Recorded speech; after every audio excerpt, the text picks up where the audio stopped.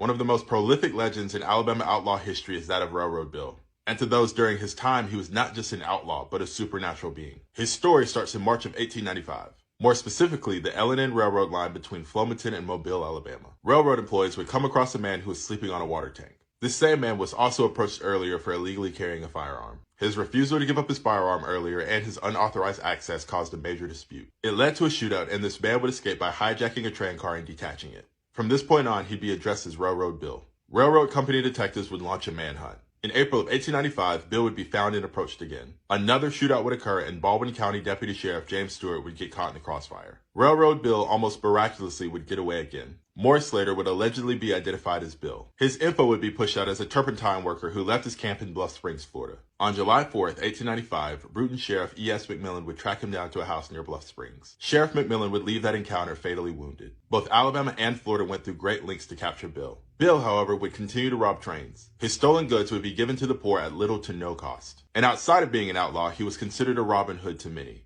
He'd continue to get in shootouts, and he continued to escape every single time. This would lead to a good portion of his supernatural lore. Some said that he was a shapeshifter, was only susceptible to silver bullets, making bloodhounds lose their smell, and had actual superhuman powers. Near the end of the summer in 1895, bounty hunters would come from numerous states just to track down Bill. They would make up over 100 men. There were countless misidentifications, with innocent black people taking the fall for Bill, not by choice. The consequences were brutal. Railroad Bill's last alleged encounter happened in Atmore, Alabama. He was ambushed and would not survive the shootout. His body would be publicly viewed in Bruton, Montgomery, and Pensacola, Florida, mostly to prove that Railroad Bill was actually captured. His legacy would continue in the form of song, stage names, and theater. Even after his supposed death, people claimed to see Bill in two different ways, as a ghost and as a real-life person. As an apparition, railroad workers on the L&N line would claim to see a black man walking down the tracks. He had a limp and he would never interact. A limp that reportedly came from an injury that occurred in one of his infamous shootouts. Those railroad workers said that if you stared at him too long, he would disappear into the woods.